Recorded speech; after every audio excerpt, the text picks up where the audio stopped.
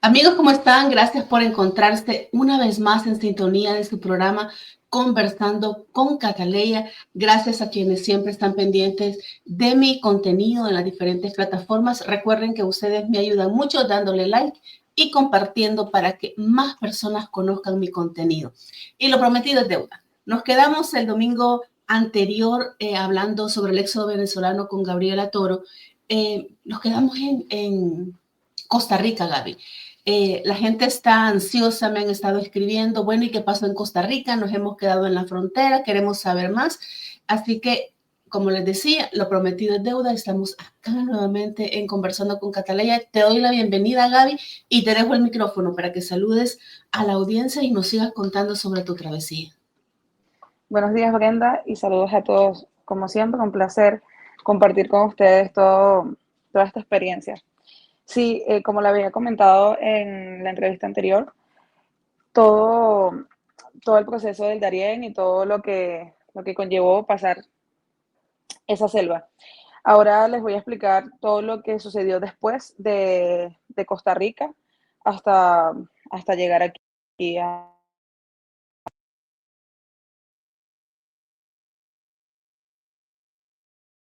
Al parecer tenemos problemas ahí Sí, con la imagen y el sonido, pero ya estamos de ok. regreso. Dime, Gaby. Sí, entonces les cuento un poco. Cuando llegamos a Costa Rica, después de pasar Panamá, que es un país bastante fácil de atravesar, llegamos a un país que es chico, es bastante pequeño, pero es bastante gentil. El sistema es como bien humilde y atiende a los migrantes como muy neutral. O sea, no hay ningún tipo de discriminación ni nada de eso. Se nos hizo fácil el paso. Es muy lindo. También le puedo decir que o sea, es bien lindo. Después de eso, llegamos a frontera con el otro país. De ahí en adelante le puedo decir que el proceso no es complicado. Lo que viene siendo Honduras, Nicaragua, eh, el paso no es para nada complicado.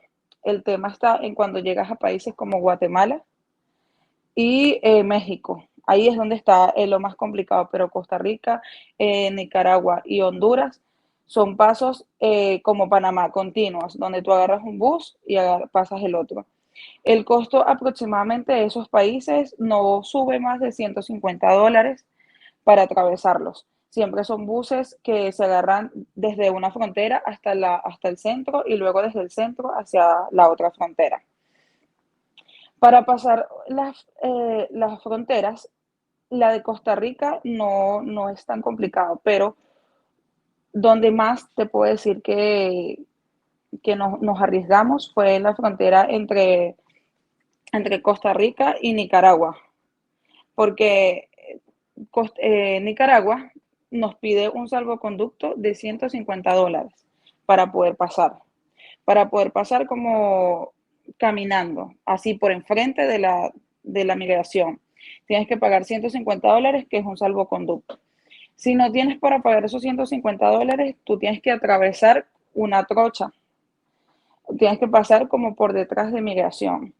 Y eso requiere bastante como esfuerzo porque es pasar como bueno, nosotros le decimos la miniselva, porque es pasar un pedazo del Darién, pero ahí para pasar a Nicaragua. Atraviesas todo, bordeas toda migración y por ahí también te roban. O sea, ahí hay personas de territorio nicaragüense que te esperan ahí y te roban, o sea, te piden como un monto para poder seguir una vacuna, por decirlo así. Entonces, bueno, tú tienes que pagar lo que puedas, ellos te van a pedir un monto obviamente alto, pero tú le das lo que puedas para poder pasar. Después de que pasas eso, mira, viene una carretera, pero que te puedo decir que es una autopista lejana, lejana, lejana, donde caminamos como 3 horas en medio de la oscuridad. Esa es otra de las partes donde la travesía se vuelve bastante tediosa porque es caminar, caminar, caminar, caminar y no sabes en qué momento vas a terminar de caminar. Ahí te encuentras con unos militares que no, como decir, no te hacen nada, solo es como para ellos saber si son migrantes o otras personas. De ahí agarras un bus, como un taxi, que te va llevando hacia el otro lado. Entonces, entre esos tres países, Costa Rica, Nicaragua y Honduras, el paso es así, a excepción de la frontera de Nicaragua, que es la más complicada. De resto, Honduras es muy, al igual que Costa Rica, recibe muy bien a los migrantes, les da como facilidades. A nosotros en Honduras nos dieron como un pase que te permitía atravesar todo Honduras sin problema. Eso sí, el pase duraba como 5 días, o sea, tú no podías durar más de 5 días en el país. El país tú lo atravesabas en dos días, en como decir, en casi que en 24 horas ya salías de Honduras, pero no, eso, no podías quedarte. Hay personas que de repente sí se quedaban porque no tenían dinero y eso, sí caían como en lo ilegal, pero el que llegaba y con su pase en 5 días, pues rápido llegabas a la frontera. Cuando llegas a Guatemala es donde empiezan los problemas, de hecho desde la frontera. Cuando vas a pasar la frontera de Guatemala para entrar a Guatemala, todo empieza a ser como más costoso. Y de hecho dicen que muy peligroso. Gracias a Dios que a nosotros no nos pasó nada. Pero cuando llegamos, un taxi nos atravesó como un pedazo de la frontera, luego tienes que pasar como por detrás de unas casas y llegas a territorio de Guatemala. Cuando llegas ahí, agarras otro taxi que te lleva como a una central, como un pueblito. Ese taxi te cobra muy caro, o sea, nos costó como $40 cada persona porque la cantidad de policías que tenías que pagar de ahí al pueblito eran bastante y a todos hay que pagarle a todos. Cuando llegas a Guatemala, sí, en Guatemala. En Guatemala es donde más gastas, al igual que en México, porque tienes que pagar mucho a los policías, pues. Entonces, cuando llegamos al centro de Guatemala, no al centro, a un pueblito, donde se supone que íbamos a agarrar un bus que nos acercaba al centro.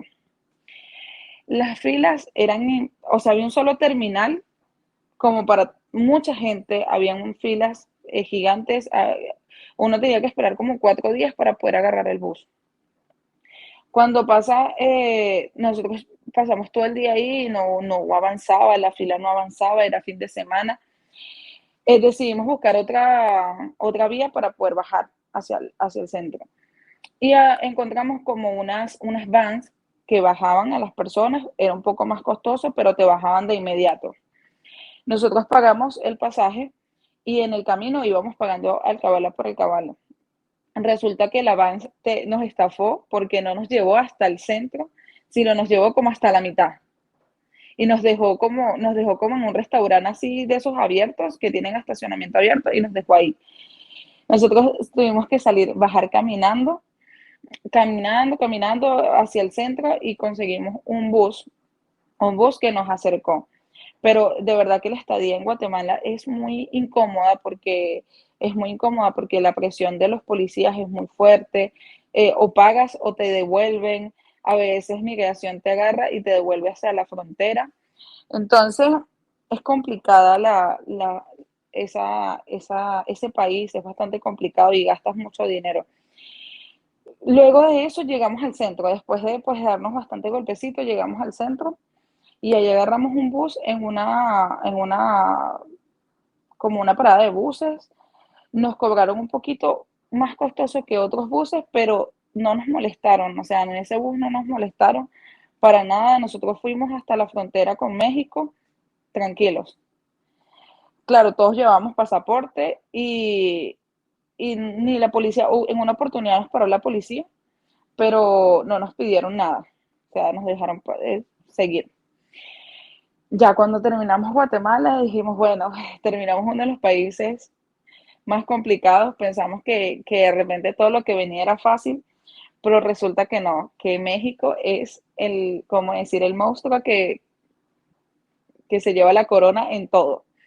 De hecho, cuando oyes opiniones de otras personas, dicen que México, la travesía con México resulta ser peor que la selva. Y ya les explico por qué.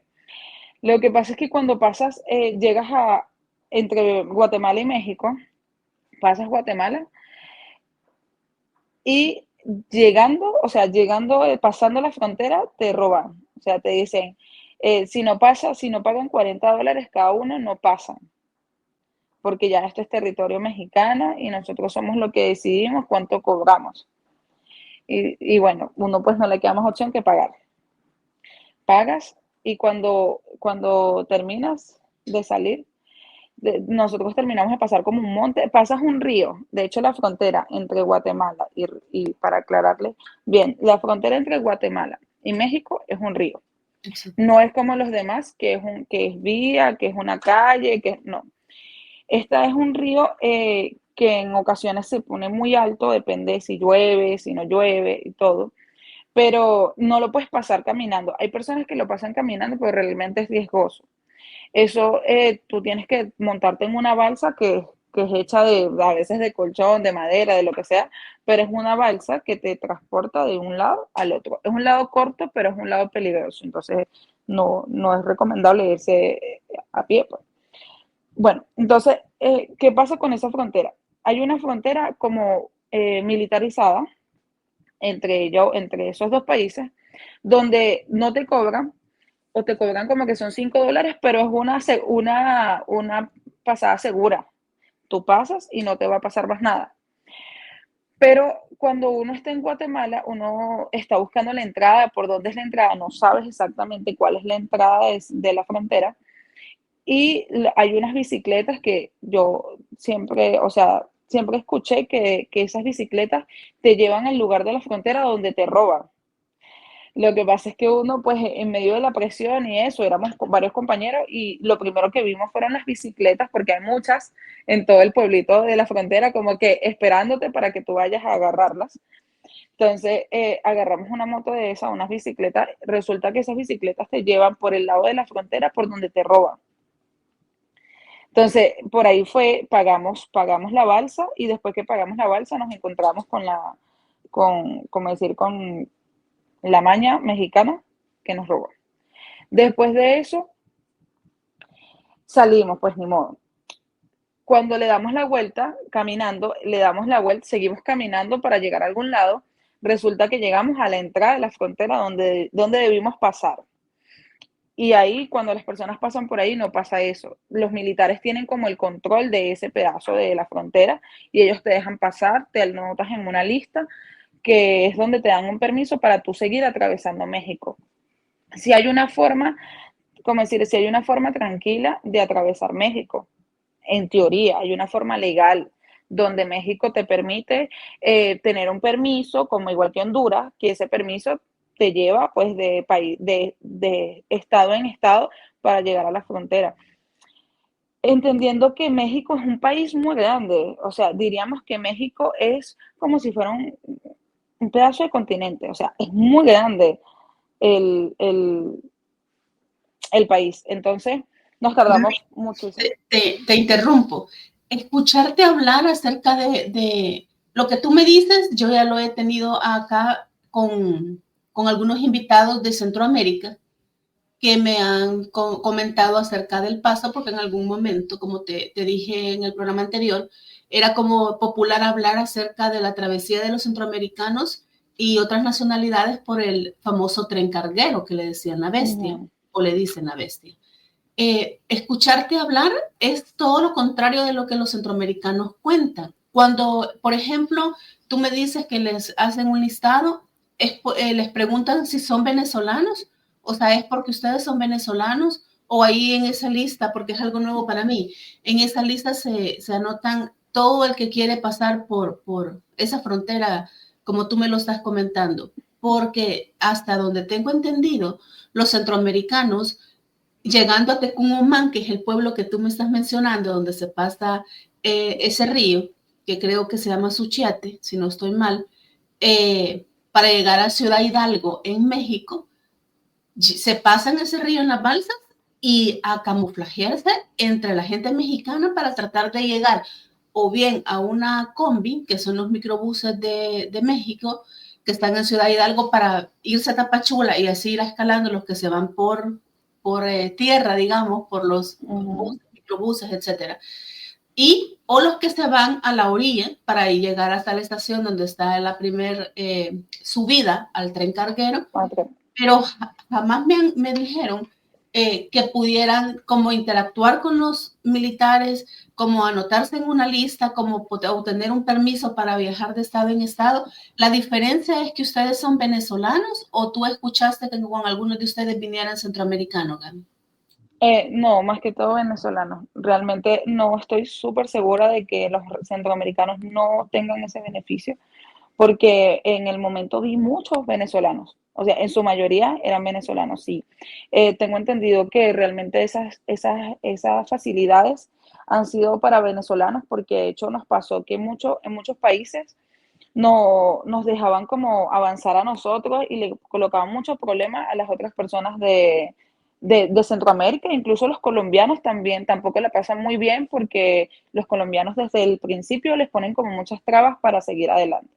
Los venezolanos en ese sentido tenemos como decir, la facilidad de poder acceder a varios beneficios en vista de que nosotros estamos en un país en dictadura, que no tenemos, estamos pasando también por una crisis humanitaria, y de hecho en ese momento era como más fuerte la situación. Entonces sí, yo creo que esa concesión es más que todo para los venezolanos, porque sí, nosotros tenemos como que al entrar en México teníamos varias formas de poder atravesar México, pero dentro de todas sí había una forma legal en la que México nos permitía atravesar el país. Legal te hablo entre comillas, no es que nosotros como teníamos libertad, ¿no? Seguíamos siendo migrantes y seguíamos siendo marginados en muchos sentidos, pero de igual forma el gobierno como que garantizaba que dentro de su país el migrante atravesara todo sin problema, y eso no se puede negar. Yo digo que la mayoría de los problemas de los venezolanos en México no es tanto el gobierno, sino como el otro lado oscuro que tiene México, que si no nos ha echado bastante. Entonces, sí, cuando los venezolanos llegamos, ahí hay una lista. Nosotros nos anotamos en la lista, pero lo que pasa es que éramos muchísimas personas, éramos muchísimas. Y el gobierno asignaba, un ejemplo, 3 buses, uno que salía en la mañana, uno al mediodía y uno en la noche, pero la capacidad de buses nos daba para la cantidad de personas. Entonces, tú quedarte en la calle, o sea, es como un ambiente bastante incómodo, porque esperar el permiso requería quedarte 3, 4 días en la calle, o sea, en carpas, y era inseguro, eh, era bastante difícil. Entonces, uno busca otras formas, así como ahí es donde voy al paso del centroamericano, como nosotros no podemos optar por ese beneficio porque somos 1000 venezolanos para 3 buses, no podemos. Entonces uno accede a irse por sus propios medios. Es donde entran las dos vías, el irte por el tren o el irte por bus. Bus a bus, van por van, caminas y todo eso. Entonces, cualquiera de las dos es terriblemente desagradable, peligrosa, es, como te digo, es fuerte, es muy fuerte. Yo no me fui por el bus, nunca me monté en ese bus, no te podría dar mi experiencia de ese bus. Sin embargo, sí tuve muchos amigos que se vinieron por ahí por el bus no, por el tren, disculpa, por el tren. Es bastante, lo que ellos me cuentan es que es bastante riesgoso y es difícil de subirse, de bajarse. La migración igual como que ataca bastante eso. Antes, sí es importante decirte que antes, no sé desde cuándo los centroamericanos están como en esa travesía, pero antes contaban que era fácil. ¿En qué sentido? En que tú te montabas en el tren y el tren llegaba de un lado al otro, y migración como que no estaba todo el tiempo persiguiéndolos y eso. Entonces, por eso se iban por el tren, porque por el bus sí es pues una locura. Sin embargo, últimamente, no sé ahorita, pero últimamente cuando ya yo estaba en Monterrey y escuchaba amigos que venían, la migración estaba tan fuerte que ellos se metían en el tren, bajaban a la gente del tren, colocaban corriente, o sea, se puso como peor, ¿no? Pero te cuento un poco de cómo es por el bus. En el bus es Vans, como tú dices, Vans a Vans, para poder llegar a Tapachula y de Tapachula seguir bajando. Nosotros agarramos Vans, la primera vez que agarramos la Vans para bajar, para seguir hacia Tapachula, nos agarró migración y nos devolvió. A mí me dio mucho nervio porque era como primera vez que me agarraba así como la policía y vámonos y eso. Entonces yo me puse a llorar y todo, pero después me mantuve la calma. Nos devolvieron al mismo territorio mexicano, pero eh, ahí en el pueblo que está más arriba. Entonces, nos devolvieron a donde estábamos. Volvimos a agarrar el avance, pero esta vez nos como que empezamos a investigar bien, un amigo que ya había pasado nos llamó, nos dijo, vas a hacer así, como vas a evitar las migraciones, porque no puedes pasar por frente de migración. Y así hicimos, y fuimos paso por paso, pueblo por pueblo, y llegamos a Tapachula. Cuando llegas a Tapachula es donde te encuentras con dos realidades. O pasas directo, agarras un bus que te lleve directo a Ciudad de México, o vas pueblo por pueblo hasta llegar a Ciudad de México. Entonces, amigos que fueron directos y les fue, o sea, pasaron como amigos que no pasaron. Nosotros no nos fuimos directos porque no contábamos con mucho dinero como para poder volver a enfrentar, que nos devolvieran y volver a bajar. Entonces nos fuimos pueblo por pueblo. En ese pueblo por pueblo caminamos bastante, Brenda, caminamos bastante, muchísimo, porque agarrábamos un avance, nos dejaba antes del paso de migración, atravesábamos el paso de migración como trochas, ¿sabes? Como trochitas por detrás. En una nos metimos en una finca, en otra fue una autopista que pasamos por encima de la autopista, otra fue atravesó un pueblo. O sea, con esto te digo que México ha sido como pasar todo desde Venezuela hasta Guatemala, pero o sea, repetir toda la travesía, pero en un solo país. Entonces, seguimos ahí, bajamos, seguimos, agarramos Vans, llovió. Sí encontramos gente, como te digo, para mí el mexicano en general es muy buena gente. O sea, ese mexicano bueno, trabajador, considerado, es muy humilde y conseguimos mucha gente que nos ayudó. En una llegamos a una casita, estaba lloviendo muchísimo, muchísimo, y en una casita nos abrieron la puerta, nos dejaron estar ahí hasta que se fuera la lluvia, nos dieron café y todo. Entonces, después de eso, cuando llegamos a Tapachula, ya fue un paso. Bueno, disculpa, cuando llegamos a un pueblo que se llama como Juchitán, se llama. Llegamos a Juchitán y todo lo que habíamos pasado y habíamos de Tapachula habíamos avanzado que sí, un pueblito. Y todo lo que habíamos pasado. Había mucha migración, de verdad que migración nos tenía, pero pues locos. Agarramos ahí en Juchitán uno directo hasta Oaxaca. Luego de Oaxaca, agarramos para Ciudad de México. No nos fue mal, gracias a Dios, que como que evitamos las migraciones y llegábamos a Ciudad de México. Por fin, después que llegamos a Ciudad de México, estábamos asustados porque la gente también habla muchísimo, no, que los carteles, que yo no sé qué, que te van a robar, que te van a secuestrar, que te van a agarrar, Entonces uno nervioso porque, pues, imagínate, uno no tenía presupuesto ni para seguir avanzando, imagínate que te agarraran y que pidieran dinero, bueno, era terrible, una persecución fuerte. Cuando llegamos ahí agarramos un taxi en Ciudad de México, del terminal agarramos un taxi hacia donde se agarraba el bus, rápidamente agarramos para Monterrey. Nosotros no descansamos nada en Ciudad de México, nos daba como miedo porque había muchos policías y todo. Agarramos un bus que nos llevó a Monterrey.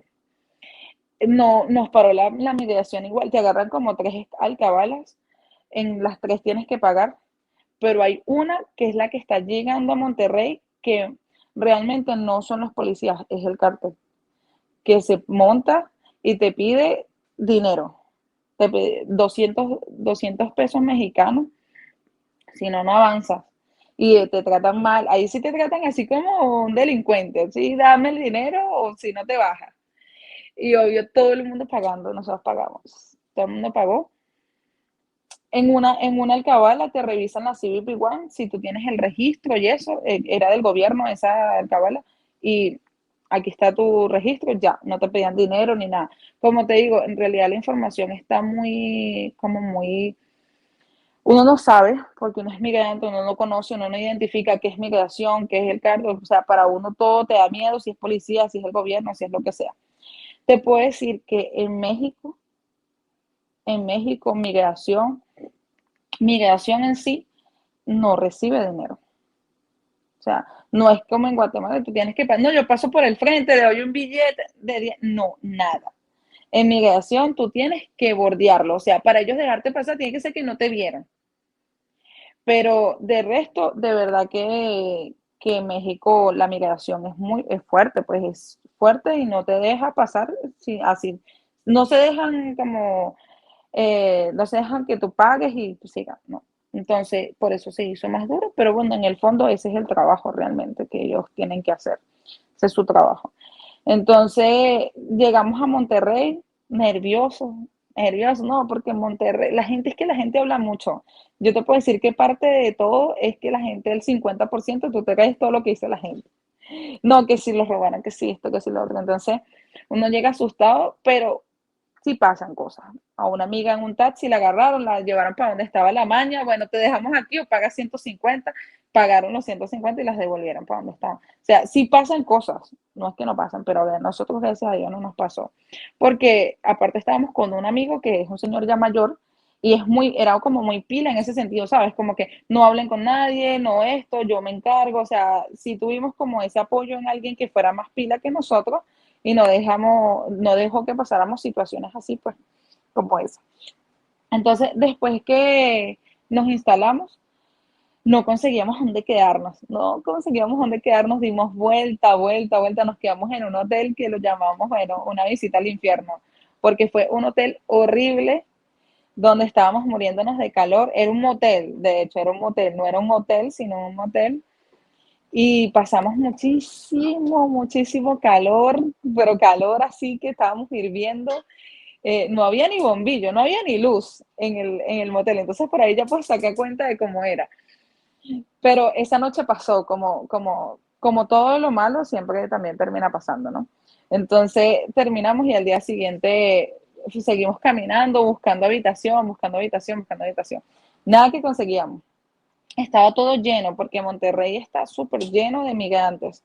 Empezando que Monterrey es muy conocido por ser una ciudad muy industrial y por lo que yo pude investigar, pues como me gusta hablar con la gente, en ese tiempo que estuve en Monterrey vi mucho trabajo, mucha fuente de trabajo, el dinero rueda muchísimo, va y viene, o sea, hay mucho dinero rodando en esa ciudad. Entonces mucha gente se va por la recomendación que le dicen, no, quédate en Monterrey, no te quedes en Ciudad de México ni te quedes en otros pueblos, porque en Monterrey es donde en realidad hay dinero en México. Entonces nosotros fuimos hasta Monterrey, pero todo estaba full, full, full, full, full, full. En todos lados había gente, migrantes venezolanos, por donde tú volteabas había uno. Entonces nos quedamos pagamos un hotel bueno, entre los tres, era mi hermano, el señor y yo. Entre los tres pagamos el hotel, descansamos porque de verdad llevábamos 2 días, pero fatales. Entonces descansamos y eso nos ayudó a continuar. En el camino habíamos conseguido unas amigas en México, la conocimos en México, que nos hicimos muy amigas, todavía somos amigas. Eran una familia numerosa, eran unos niños, unos bebés y todo. Resulta que ellos entre contactos consiguieron como una habitación que estaba amoblada, tenía baño, cocina, o sea, era como un mini departamento para migrantes, preparados como para que tú estés un tiempo y te vayas. Entonces, era un poco costoso, eso era lo único como que te frenaba, pero en comodidades era excelente. Sin embargo, bueno, como te dije, mi familia entre una u otra nos ayudamos y llegamos al monte y nos mudamos para allá. Nos mudamos para allá, te puedo decir, muy cómodo. Eso había sido lo mejor que habíamos visto en todos esos 15, 20 días de la travesía. teníamos nuestra cocina, compramos la comida, nos instalamos. Y empezamos con lo del registro de la CBP One. Ahí es donde tú haces tu registro. Tú venías con un registro, porque en Tapachula, para poder avanzar, te dicen tienes que registrarte en la CBP One. Ya nosotros nos habíamos registrado, pero como ese registro uno lo hace como a lo loco, rápido, porque te quieres ir, lo volvimos a hacer un registro, nosotros tres, mi hermano, el señor y yo. Duramos tiempo pidiéndolo, como en todo país, tú tienes que llegar a estabilizarte. Nosotros conseguimos un trabajo, cada uno consiguió un trabajo. Yo trabajé en un restaurante, después trabajé en un hotel y después trabajé en una tienda de ropas.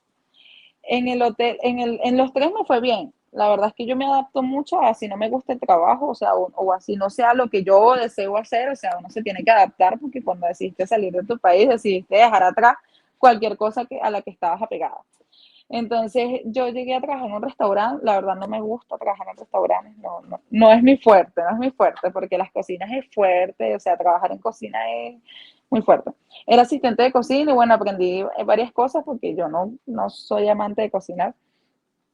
Pero ahí duré muy poco porque averiguando, entre unas amigas, la otra, me dieron el contacto de un hotel, de un motel también, era un motel, pero me gustaba bastante porque, o sea, era algo que quizás me llamaba más la atención que la cocina.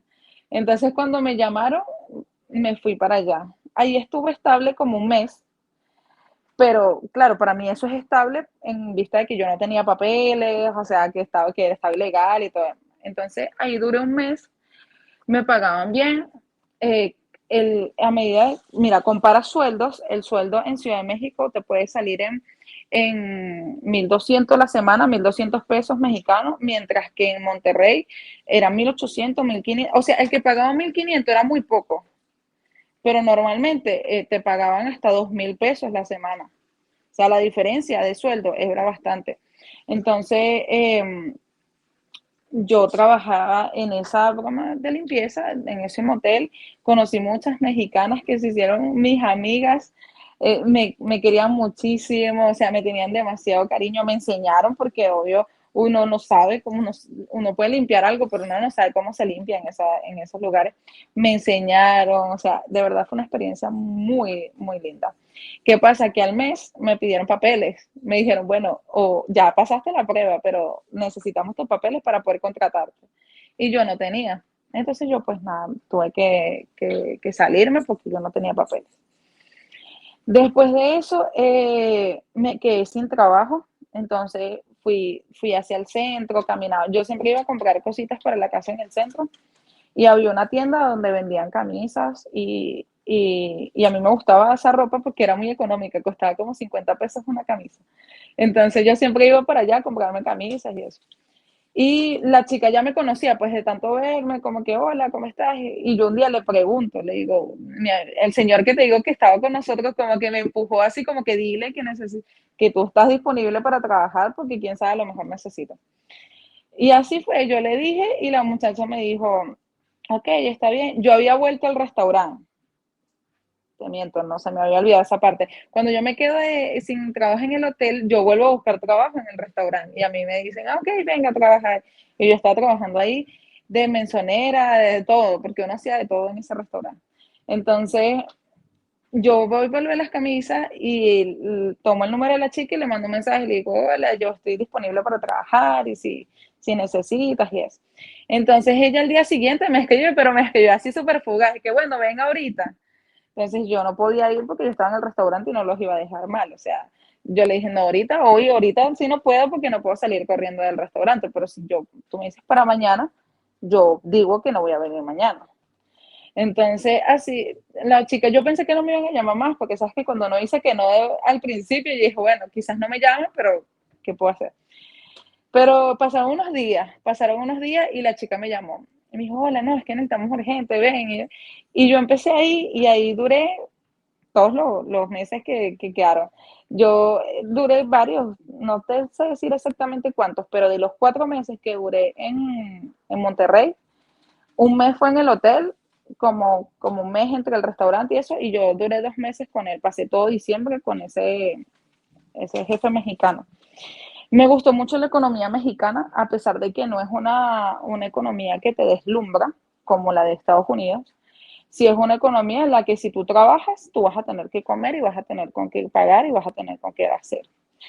Rueda mucho el dinero y a pesar de que nosotros estamos ilegales, sí se consigue trabajo, sí se consigue formas de vivir, sí se consigue salir adelante. Eh, uno puede pues avanzar. Con él me fue muy bien. Yo siempre he tenido como que esas ganas de trabajar y me gusta el liderazgo, me gusta la organización, me gusta como siempre resalto en donde llego a trabajar, porque me gusta trabajar. Y me gané pues la confianza de él. En algún punto, algunas veces me colocaba encargada y eso me ayudaba porque me pagaba más. Él era ese tipo de jefe que te daba responsabilidad, pero también te lo reconocía. Y de esa forma yo me mantuve 4 meses en México esperando mi cita de la CBP-1. Uno de los retos más difíciles para el migrante en toda esta travesía, porque las personas somos muy ansiosas y queremos las cosas de ahorita para ahorita y queremos planificarlas y que sean así como las planificamos y realmente no es eso lo que Dios tiene preparado para uno. Él tiene sus tiempos, tiene sus formas y tiene sus maneras de hacer que la vida siga avanzando. Después de tanto esperar, un día, bueno, caigo en desesperación, de verdad, como que me quiero ir, me quiero ir, me quiero ir, ya no quiero estar aquí, o sea, ya quiero salir y avanzar. Y entre toda esa presión, mi hermano se va, que era lo que yo les había contado la vez pasada, que nosotros nos separamos en esa travesía porque en la desesperación no todo el mundo lo asimila igual.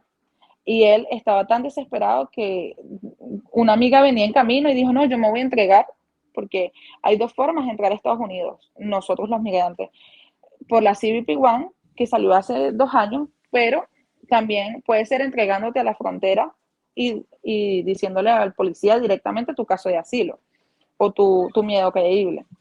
Entonces, a mí me daba terror, la verdad me daba mucho miedo porque yo no quería pasar otro río, por lo que me había pasado en la selva, me daba mucho miedo pasar otro río, mucho.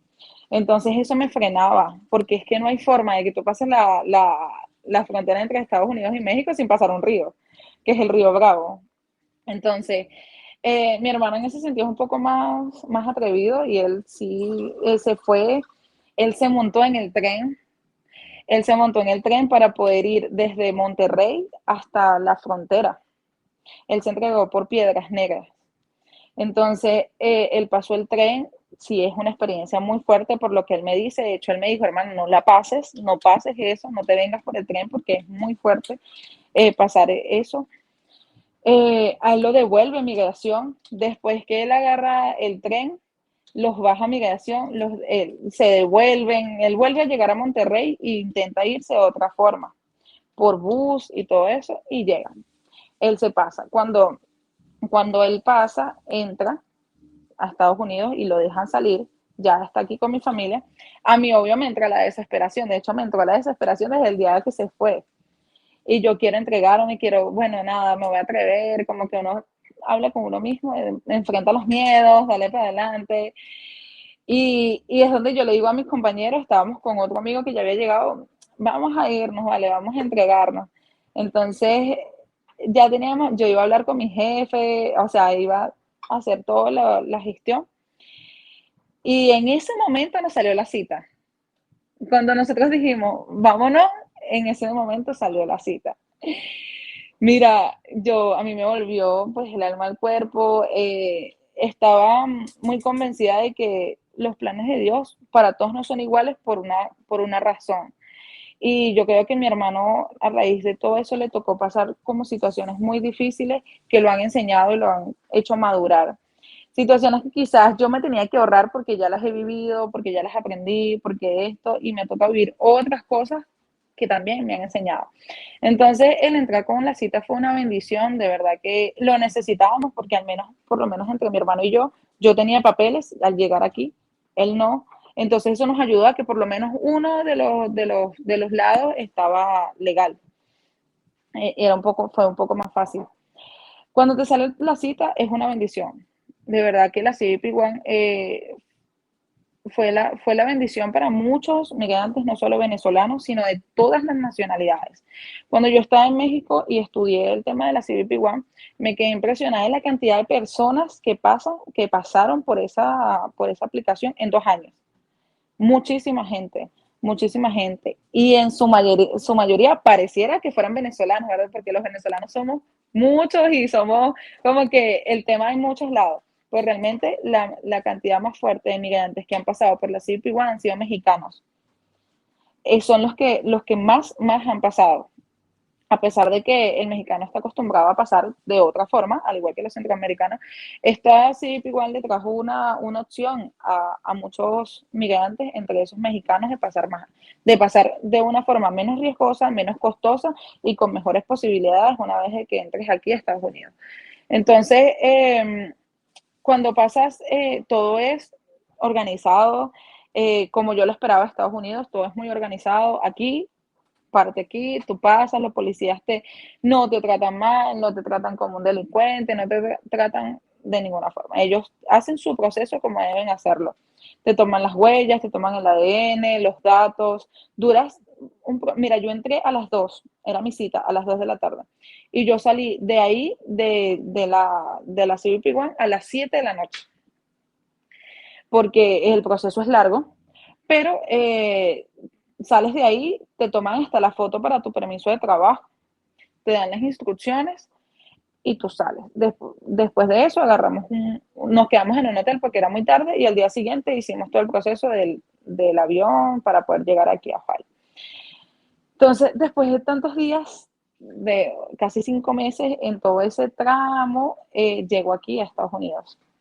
Y la bendición de la CBP-1 me permitió poder pedir mi permiso de trabajo desde el día 1 en el que llegué. El precio eran $410 exactamente, $410 para poder pedir el permiso de trabajo. Pero una vez que lo pagas, lo pides, en 15 días ya tienes tu social y tu permiso de trabajo aquí.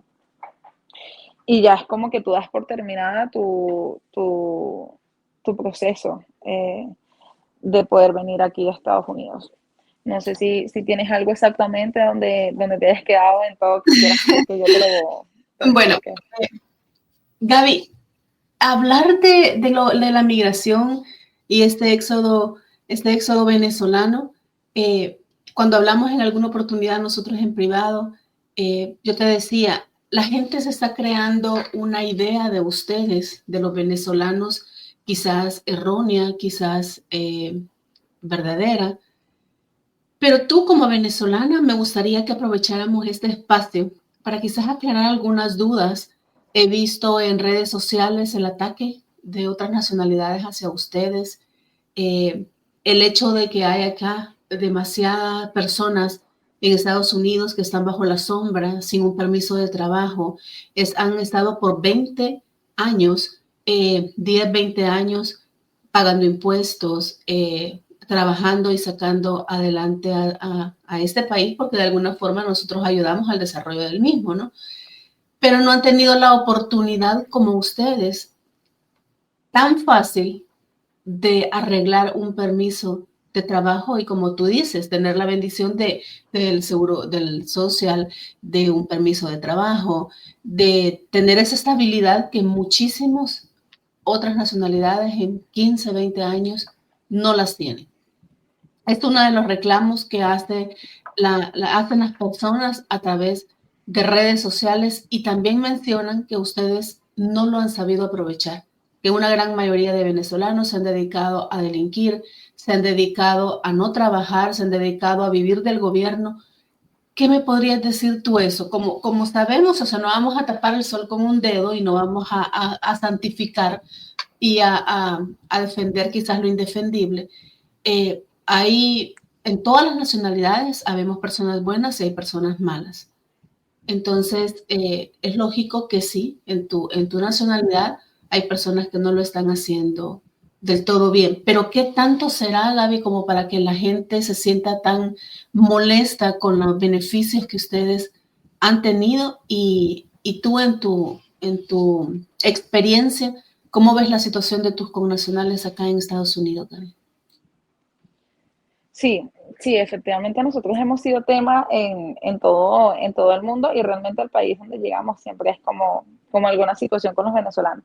Claro, esto se debe a nuestra situación porque hace muchos años, realmente el tema era al revés. Nosotros éramos los que recibíamos a los migrantes, como ya te lo mencioné antes, el flujo de venezolanos surgió a raíz de este gobierno dictador, pero antes Venezuela era más bien quien recibía a los migrantes. Y todavía hay migrantes que se han quedado en Venezuela con todo y la situación. Pero sí, en cuanto al beneficio, más que todos los centroamericanos, y es entendible, después de tener tantos años, después de tener tantos años aquí, como tú lo mencionas, ha sido un tema el que nosotros llegamos y llegamos con papeles, o llegamos y podemos sacar papeles. Sí, pero no es una oportunidad que solo tienen los venezolanos. La CBP One, como te digo, es una aplicación que está abierta para todos los que quieran participar. Si se habla de una preferencia o ¿cómo se llama? Como para incluir países que están en dictadura, como Nicaragua, Cuba, Haití, se hacen excepciones. Nosotros, esos 4 países, venezolanos, cubanos, haitianos y los de Nicaragua, tenemos prioridad en eso, esa es la palabra. Tenemos una prioridad en la CBP One, pero cualquier persona de cualquier nacionalidad puede aplicar a la CBP One, ¿ok? ¿Qué es lo que pasa? Que la CBP One no es un proceso fácil, y te digo que ni siquiera los mismos venezolanos, sabiendo que tienen ese beneficio, esperaron por ese beneficio. No, sino que la gente quiere las cosas fáciles, las quiere rápido. Entonces, ven más fácil entregarse en la frontera y que los dejen pasar que esperar 4 meses, trabajar en México, vivir en México, lucharse lo que es realmente pasar. Y yo pasé rápido. Hay gente que duró 1 año esperando en México la CBP One. Entonces, si hablamos de la CBP One, hay gente y muchas personas, todos en realidad podríamos decir, tuvimos la oportunidad de aplicar y no lo hicieron. Decidieron entregarse en la frontera. Ahora, cuando hablamos un poco antes de la CBP One, este beneficio no estaba. Entonces, y el beneficio de que tú entrabas, que tenías la oportunidad de un miedo creíble para dejarte pasar y todo eso, lo permitió en grandes escalas el presidente Biden.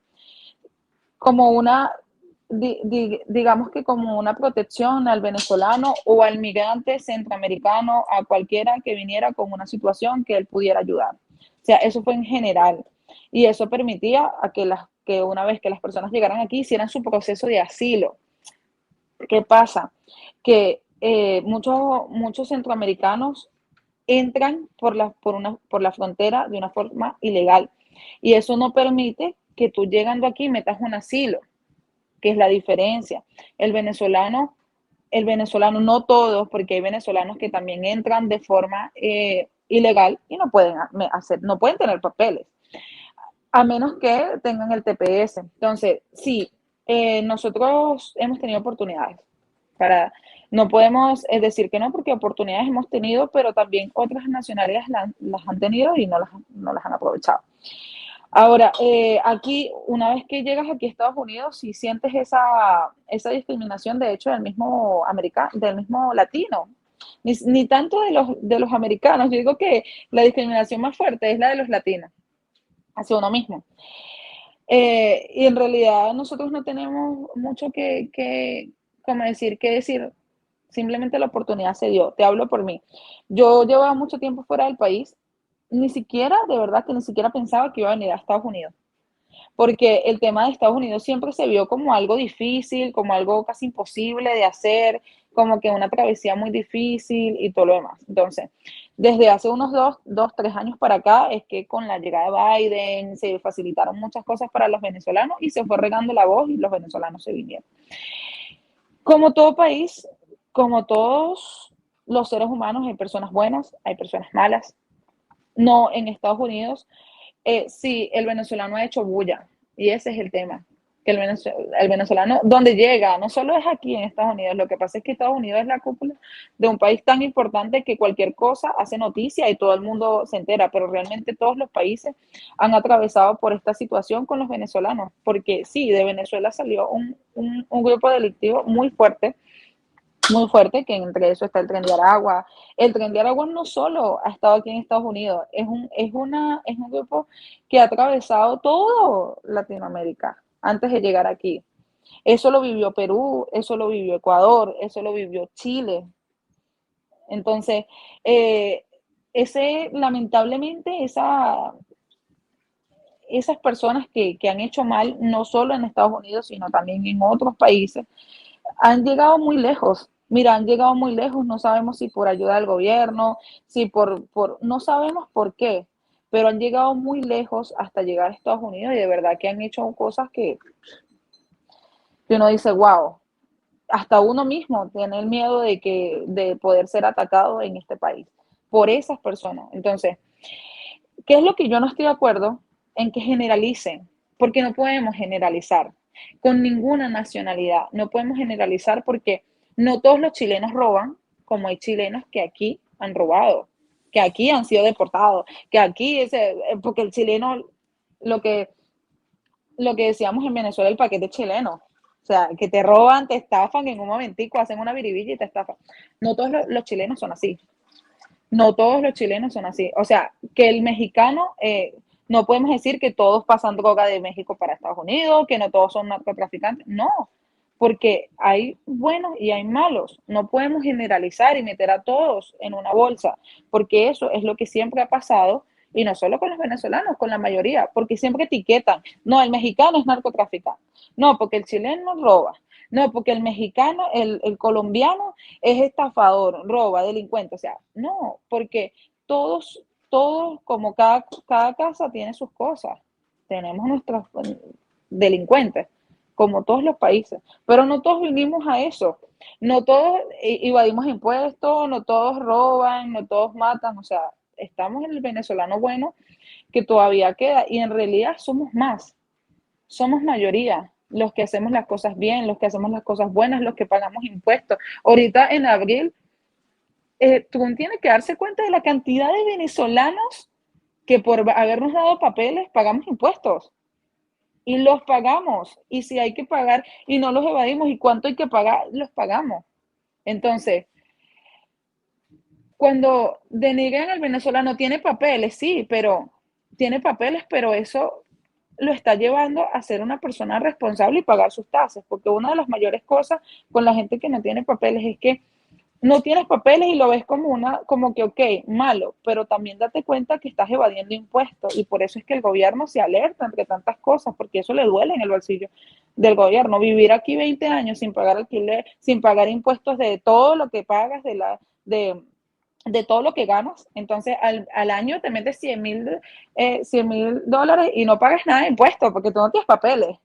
Entonces, el venezolano se ha tenido que enfrentar a todo eso. Yo no ha sido consecutivo en cumplir con sus cosas, en si tienes una tarjeta pagarla, en si tienes un alquiler pagarlo. Entonces, si hablamos de un 100%, no podemos decir que el 100% son delincuentes, son malos, vinieron aquí a robar, a hacer cosas malas. No, porque no es un 100%.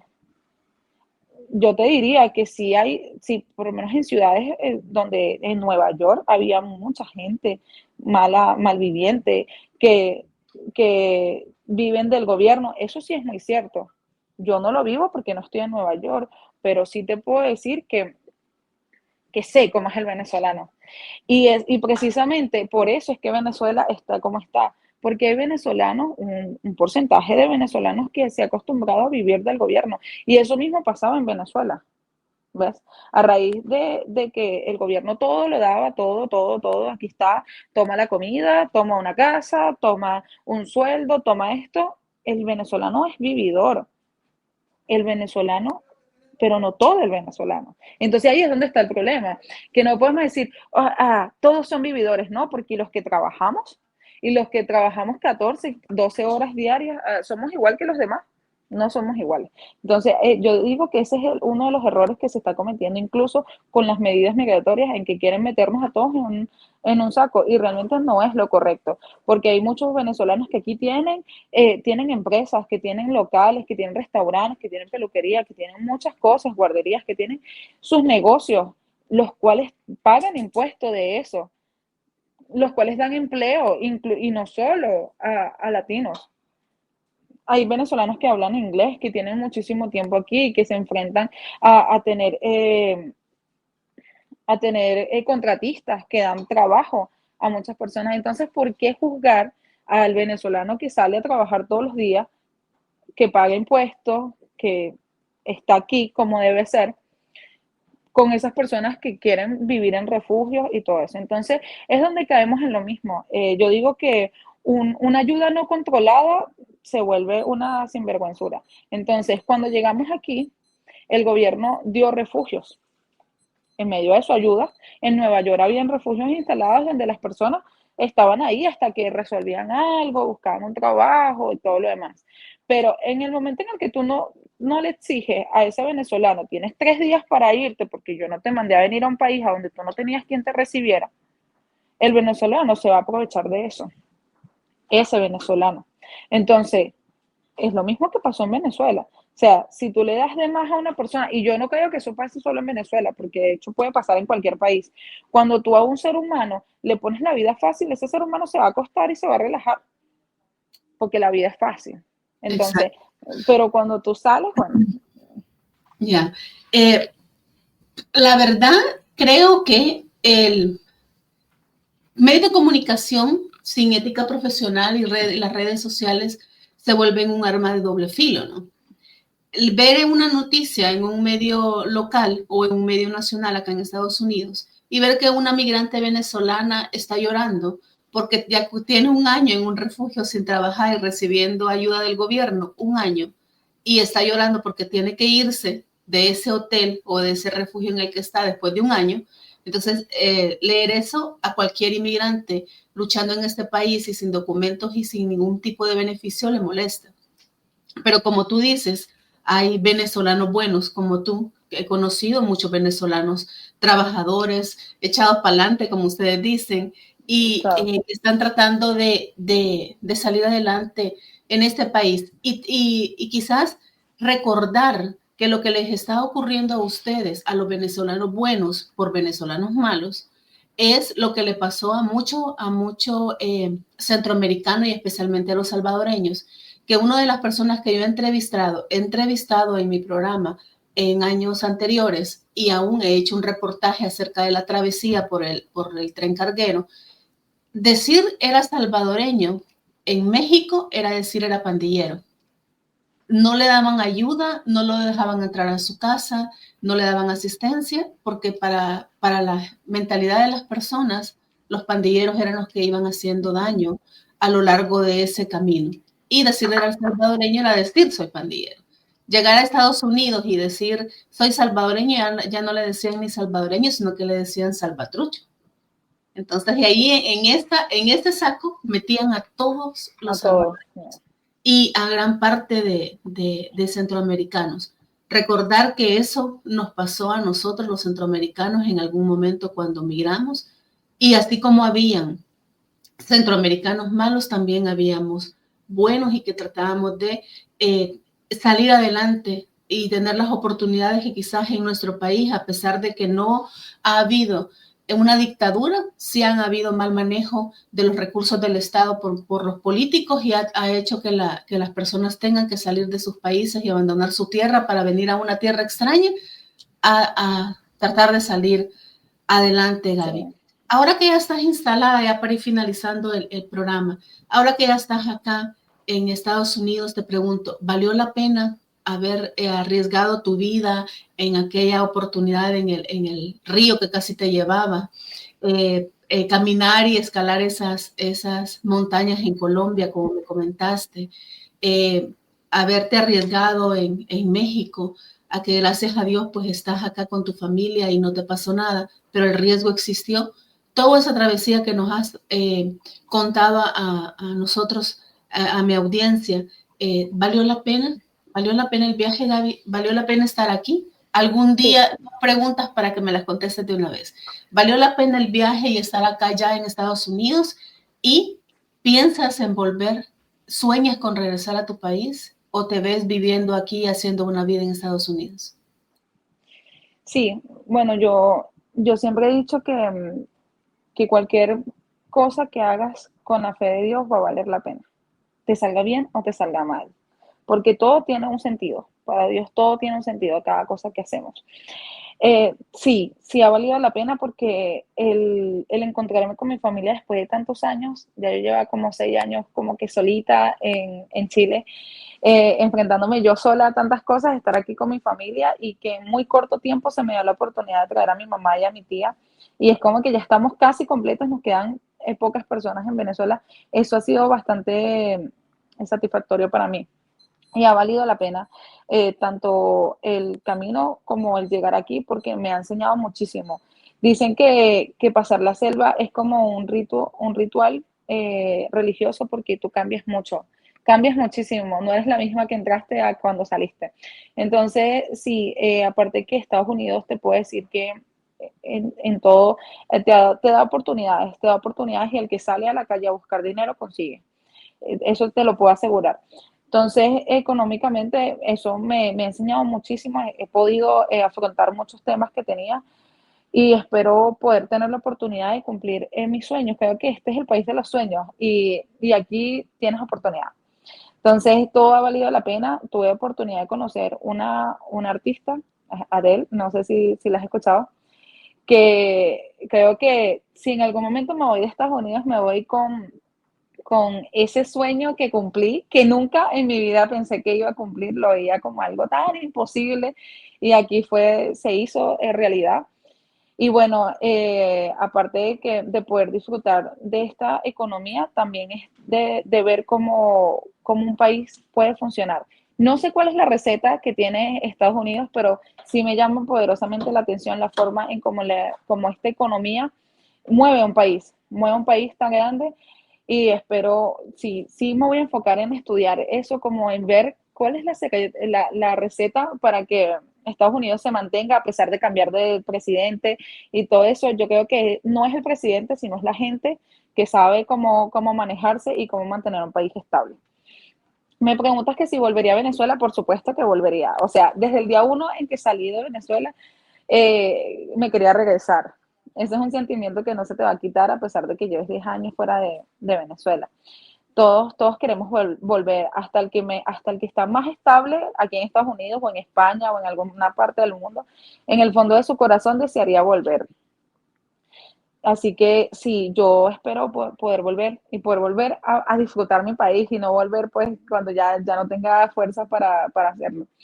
Así que sí, tengo planeado volver a Venezuela y volver a lo que yo quiero, a lo que me gusta, a lo que me apasiona. Sin embargo, hay que disfrutar este tiempo aquí y valorar las personas y valorar las oportunidades que Dios te da, vivir al máximo lo que tienes, porque no parece mentira, pero a veces el venezolano se estanca mucho fuera del país porque siempre vive pensando en Venezuela. Y eso no puede ser a mí me parece que no es un sentimiento sano porque tú amas Venezuela, Venezuela te ama porque es tu país, pero es un sentimiento que si tú no lo controlas no te va a dejar avanzar. Y hay muchos venezolanos que se quedan aferrados a Venezuela, Venezuela, Venezuela, Venezuela, y nada les parece, el agua no sabe igual, la leche no sabe igual, los huevos no saben iguales, quiero ir a mi país, entonces ese sentimiento no te va a dejar avanzar.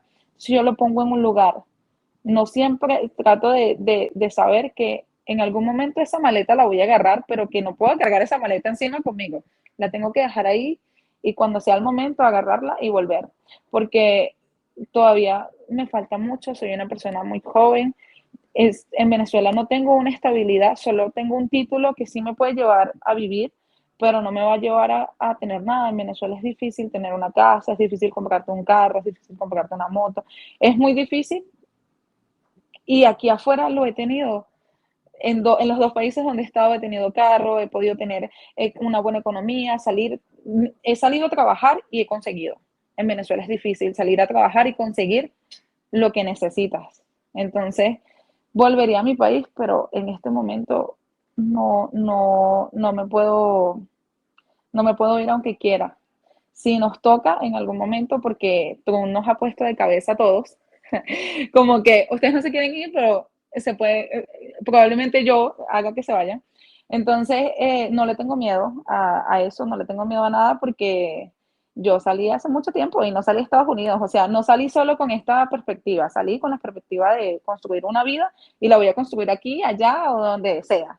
Entonces, si no es aquí, será en otro país, pero sí en unos años, sí planeo volver a Venezuela y volver a mi tierra. Pero ojalá que no sea cuando este gobierno esté y que si tú me llamas mañana y me dices, este gobierno ya no está, pero hay un nuevo gobierno y estás dispuesta a dar clases, a construir la educación en Venezuela, yo agarro mi maleta y me voy. Sin nada, pero me voy con todas las ganas de construir un país. Pero en este gobierno no lo haré. No lo haré y no voy a ser partícipe de este gobierno. No voy a construir un edificio en unas bases inestables. Y eso es lo que hay en este momento en Venezuela. Si no es en este país, es en otro país donde me toca salir adelante y seguir. Y si tengo que empezar de cero, empezaría de cero hasta que ya este gobierno no esté en Venezuela. Esperamos que algún día y que sea lo más pronto posible Venezuela sea libre y que tengan ustedes la oportunidad de volver, quienes quieran volver y no hagan su vida en un país extraño, volver y reconstruir esa patria que me imagino Sí. que todos la tienen en su corazón. Y quizás este programa, Gaby, que sirva para exhortar quizás a aquellos venezolanos que están haciendo las cosas mal. Recuerden de que no es Pedro, no es Juan, es un venezolano. Representan una nacionalidad y sus hermanos venezolanos que están tratando de hacer las cosas bien, están pagando impuestos, están trabajando, están siendo personas de bien y representando bien a esa nacionalidad, están también siendo juzgados por lo que están haciendo ustedes, los que no se están portando bien en este país. Dame unas palabras ya para despedirte de la audiencia. Les diría que recuerden que los buenos somos más y que todo venezolano tiene una historia y tiene algo por lo que lucha. Entonces, no generalicemos porque no es justo para ninguno, ni para los venezolanos ni para cualquier parte, cualquier país, no es bueno generalizar. Los buenos somos más. Con esta palabra de Gaby nos despedimos. Realmente estamos todos los que no nacimos en Estados Unidos, todos los que hemos tenido que emigrar por alguna u otra razón, ya sea económica, afectiva, o la razón que sea por la que decidimos dejar nuestro país, todos somos hermanos, todos deberíamos de ser unidos latinos, ayudando a latinos, y no lo contrario, lo que está ocurriendo. Sí. Que bueno, con Gaby quizás no nos conocemos personalmente, pero en mi trabajo, mi jefa es estadounidense y es una de mis mejores amigas en Estados Unidos, y quizás uno de los tropiezos que yo he tenido en ese trabajo son latinos. Así que espero que también esa mentalidad un día cambie y que este tipo de programas nos ayuden a reflexionar a reflexionar. A ustedes que me acompañaron, gracias por estar en este tema del éxodo venezolano acá en Conversando con Cataleya. Les dejo por acá un anuncio. Vamos a seguir con el tema de Venezuela, que para mí, después de haber conocido buenos venezolanos, es un tema bastante importante para mi programa. Voy a tener el próximo domingo 16 a María Fiorini. Con ella estaremos hablando acerca del Venezuela antes y después de Chávez. Va a ser un tema muy importante. Vamos a recordar las palabras de Gabriela en este nuevo programa que tendremos, en el que ella nos decía que Venezuela fue un país que acogió a muchos migrantes porque estaba en una época de producción y de bonanza. De esta época vamos a hablar con mi próxima invitada y de lo que sucedió después de que Chávez llega al poder en Venezuela, y no digamos el actual presidente Nicolás Maduro. Gracias por haberme acompañado, Gaby, fue un honor y un gusto tenerte acá. Y para ustedes recuerden, ayúdenme dándole like y compartiendo y nos seguimos escuchando.